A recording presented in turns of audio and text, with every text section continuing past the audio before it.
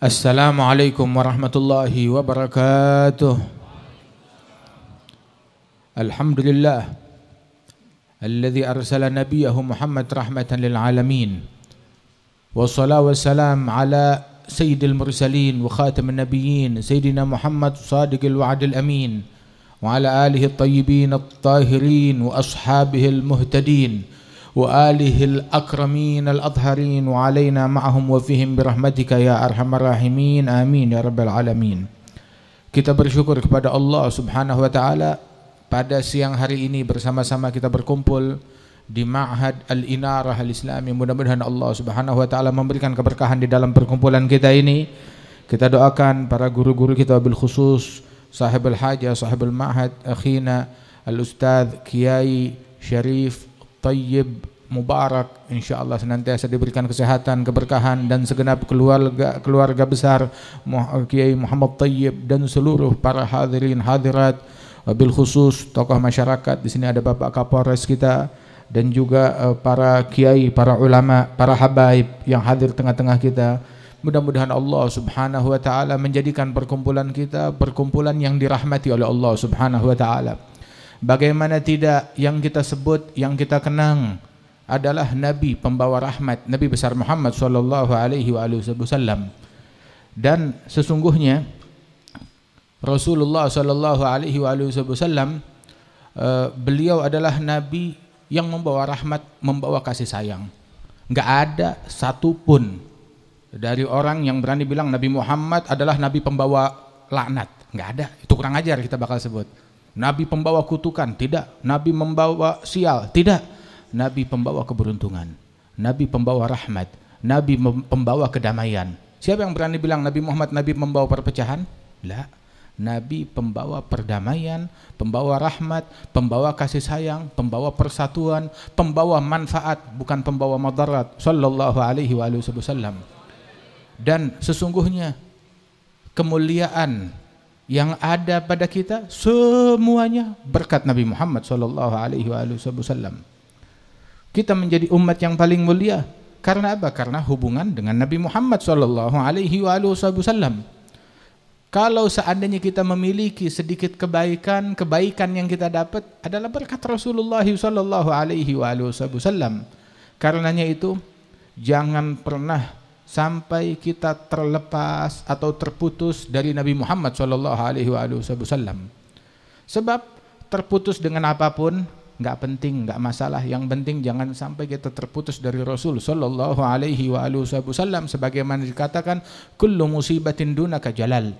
Setiap musibah asalkan engkau selamat, hubungan saya dengan engkau ya Rasulullah baik-baik saja, maka semuanya kecil. Wa hakadha al-Imam Ahmad Ar-Rifai dahulu pernah mengatakan laitaka hulwun wal hayatu mariratun laitaka tarda wal anamu ghidabuhu laita alladhi baini wa bainaka amirun wa baini wa bainal alamin kharabu idza sahha minkal wuddu ya ghayatal muna fa kullu ma fawqa turabi turabu. Ahmad Ar-Rifai dalam hubungannya kepada Allah, kepada Rasul, kepada aulia was salihin, kepada agama ini, beliau mengatakan andaikan engkau tetap manis, hidup pahit pun enggak jadi masalah buat saya. Masya Allah. Sebab kenapa? Kalau hubungan kita dengan Allah, dengan Rasul manis, enggak ada yang pahit, semuanya bakal ikut jadi manis juga. Andaikan engkau ridha, yang lain mau marah, enggak peduli, masa bodoh. Sampai-sampai begitu diucapkan oleh beliau kan Al-Imam Syekh Umar bin Makhramah, beliau mengatakan idza kan maulaya alayya radin man bayaghdab yaghdab. Apabila Allah Ta'ala ridha kepada saya, yang mau marah marah saja, yang penting Allah Ta'ala ridha kepada saya. Dan itu yang dijalankan oleh Rasulullah sallallahu alaihi wasallam. Tatkala beliau pulang dari Taif, dilempari batu, dimaki, dicaci, diprovokasi anak-anak kecil dan orang-orang yang berpenyakit mental untuk melempari Rasulullah sallallahu alaihi wasallam. Nabi pulang keluar dari Taif dengan hati yang penuh tawadhu, dengan khusyuk, dengan linangan air mata, doa kepada Allah Ta'ala, ya Rabb, apabila engkau ridha kepada saya, maka saya enggak peduli dengan yang lain. sallallahu alaihi wa ala alihi wasallam, in lam takun bika alayya ghadabun fala ubali. Asalkan engkau tidak murka kepadaku, maka aku tidak peduli. Jadilah kita orang-orang yang rela mengorbankan dunia, rela mengorbankan syahwat kita, rela mengorbankan nafsu kita, rela mengorbankan kepentingan pribadi kita demi ridhonya Allah Subhanahu wa taala. Jangan kita jual ridhonya Allah untuk hal apapun juga. Ketahuilah bahwasanya alhamdulillah kita di tempat ilmu, berkecimpung, bergelut dengan ilmu sehari-hari antara para ulama, para asatidzah, para guru-guru, para habaib, para talabatul ilm, para ahli ilm, dan para pecinta ilmu. Dan Rasul SAW menggolongkan mereka ini adalah kelompok orang-orang yang beruntung. Kun aliman, au muta'alliman, au mustami'an, au muhibban, la takun khamis fatahlik. Jadilah engkau orang yang alim, atau muta'allim, penuntut ilmu, atau mustami', mendengarkan ilmu, atau muhib, cinta kepada ilmu. Jangan jadi orang yang kelima, bukan alim, bukan muta'allim, bukan mustami', pendengar, bukan juga pecinta ilmu. Siapa? Orang yang binasa, orang yang celaka, orang yang sial. Waliyadzu billahi min dzalik. Sungguh Allah Ta'ala memberikan kemuliaan kepada kita dengan ilmunya Rasul sallallahu alaihi wasallam, yang mana Nabi Muhammad menyebutkan di dalam hadis, innama bu'itsu mu'allima. Aku diutus oleh Allah Ta'ala sebagai muallim, pengajar ilmu. Apa ilmu tersebut? Ilmu mempersatukan, ilmu membawa rahmat, membawa kedamaian. Kita semuanya di sini, para ulama-ulama kita, mereka menjadi saksi. Kita berguru kepada para ulama-ulama yang sanad mereka, keilmuan mereka menyambung sampai kepada Nabi Muhammad SAW. Banyak kita yang belajar di Makkah, banyak kita yang belajar di Mesir, banyak kita yang belajar kepada para ulama, para masyayikh ahli sanad, yang mana ilmu mereka bukan didapat dari internet. Ilmu mereka itu dari alur yang jelas sumbernya. Musalsalatan anhum asanid akhdhihim ila khairi mahmudin wa ashrafi hammadi abun yatalaga an abihi wa hakadha fayalaka min aba kiramin wa ajdadi. As-sanad minad din, laula sanad lagala man syaa bima syaa. Sanad ilmu, sanad ini adalah bagian dari agama. Kalau bukan keberadaan rantaian sanad, rantaian keilmuan ini, maka masing-masing akan berbicara seenaknya, mengatasnamakan agama. Sehingga Ibn Sirin itu bagaimana beliau mengatakan bahwasanya sanad tersebut bagian daripada agama. Kalau bukan keberadaan sanad ini, orang akan berbicara sesukanya, seenaknya. Dikatakan bahwasanya kita ini mendapatkan pertama yang kita dapat dari masyayikhuna.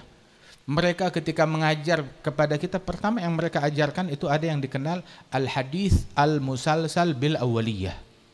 Al-hadits al-musalsal bil awaliyah, yang mana dahulu pun juga kami dapat dari para masyayikhina, dari Sayyid Muhammad bin Ali al-Maliki, dari Al-Habib Umar bin Hafidh, dari Al-Habib Ali al-Masyhur, kami dapatkan dari ayah kami Al-Walid Al-Habib Naufal, kami dapatkan dari beliau, dapat dari kakek kami Al-Jad Al-Habib Salim bin Ahmad bin Jendan. Beliau pun juga mendapatkan dari para guru-guru beliau, seperti para ulama, para aulia, para salihin, misalnya Al-Habib Abi Bakar bin Muhammad As-Saggaf, Al-Habib Muhammad bin Idris, Al-Habib Muhammad bin Ahmad Al-Mahdar. Terus setiap individu dari mereka, termasuk Al-Habib Saleh bin Muhsin Al-Hamid, dia dapat dari guru-gurunya hadis musalsal bil awaliyah. Disebut hadis musalsal bil awaliyah sebab ini adalah ilmu hadis pertama yang kami dengar dari guru kami. Pertama ketemu guru kami menekankan kepada kami hal pertama ini. Apa? Hadis tersebut yang disampaikan oleh Rasulullah, ar-rahimun yarhamuhumur rahman tabaraka wa ta'ala irhamu man fil ardi yarhamukum man fis sama. Sayangi orang-orang yang penyayang disayang oleh Rahman, sayangi makhluk Allah yang ada di bumi. Niscaya Allah yang kerajaannya ada di langit akan sayang kepada kalian.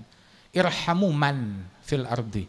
Umar bin Hamd al-Jailani beliau bilang, man fil ardi, sayangi orang-orang yang ada di bumi. Siapa yang ada di bumi? Semua orang. Orang yang ada di bumi. Orang yang ada di bumi, kalimat man itu termasuk yang muslim, yang non muslim. Rahmati. Man fil ardi, semua yang ada di bumi, mau dia muslim, non muslim, rahmati mereka. Begitu. Bagaimana sikap rahmatnya dicontohkan oleh Nabi Muhammad sallallahu alaihi wasallam. Man la yarham la yurham, la tunza'u rahmah illa min syaqi. Orang yang enggak punya kasih sayang tidak disayang oleh Allah. Rahmat tidak dicabut melainkan dari orang yang sial. Wal iyadzu billahi min dzalik. Artinya kelaziman daripada ilmu adalah rahmat dan kasih sayang. Al-Imam Abdul Wahhab Asy-Sya'rani, Syekhut Thariqah, yang disebut sebagai mujaddid pada zamannya dan dikagumi oleh Imam Al-Haddad, itu beliau dalam kitabnya menukil daripada ucapan beberapa ulama bahwasanya barang siapa yang tidak memiliki rahmat kepada orang-orang yang tukang maksiat, faqad kharaja an tariqil qaum.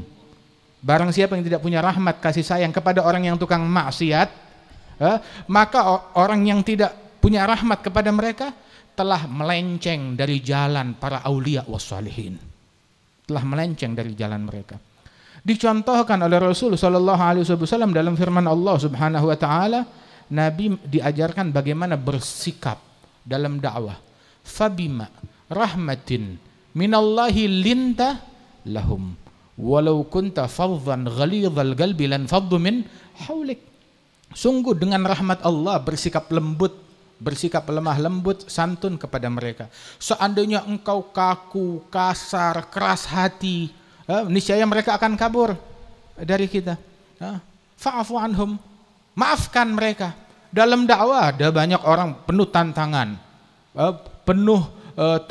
penuh gangguan. Diajarkan fa'fu anhum, maafkan mereka, wastaghfir lahum, bukan cuma sekedar maafkan, doakan mereka, mohonkan ampunan Allah bagi mereka.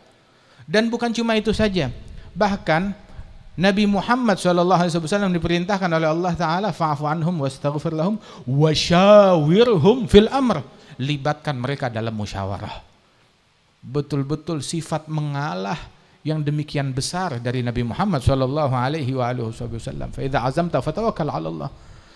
Dan ini yang ditempuh oleh Rasul SAW. Di antara sebuah numudhaj yang indah, dulu itu di Jami' Tarim ada sebuah halaqah ilmiah pengajian yang diadakan. Di pengajian tersebut yang diadakan di Masjid Jami' itu ada satu orang, beberapa ulama ikut turut hadir di majelis tersebut berguru.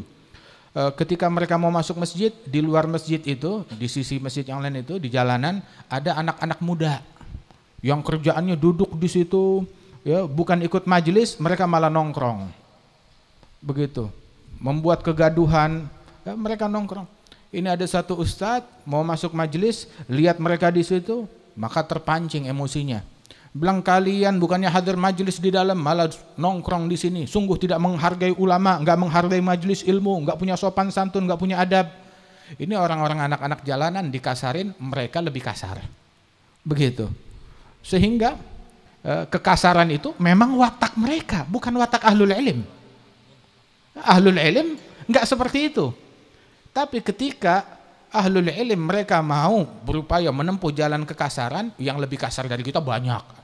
Begitu. Ketemu batunya, begitu dia kasari, dia berucap yang tidak baik kepada anak-anak muda yang berjiwa panas tersebut, maka dia bilang, "Sudah, kamu mau majelis saja. Jangan banyak omong, kalau enggak kami pukuli kamu di sini." Begitu. Masuk tuh orang marah. Itu anak muda enggak mau dengar kata. Enggak berapa lama datang Al-Habib Umar bin Idrus Al-Idrus, seorang ulama besar, muridnya Al-Habib Ali Al-Habsyi, sahibul maulid Simtud Durar yang tadi maulidnya dibaca.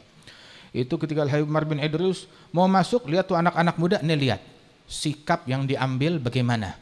Seorang yang ilmunya punya sanad ke Nabi, yang akhlaknya punya sanad ke Nabi, yang praktek pengamalannya punya sanad ke Nabi, amar ma'ruf nahi mungkarnya punya sanad ke Nabi Muhammad SAW. Ngambil sanad dalam ilmu, dalam pemahaman, dalam dakwah, dalam amar ma'ruf nahi mungkar, dalam akhlak. Bagaimana dia bersikap? Ngelihat di situ, ngelihat nih anak-anak muda nongkrong bikin kegaduhan. Begitu udah mendekat, dari jauh dia udah lepas sendalnya. Dikempit sendalnya, ya, di bawah lengan, dia berjalan, "Assalamualaikum wal afu, maafkan saya permisi numpang lewat, permisi." Dia minta maaf ke anak-anak muda tersebut, dia masuk.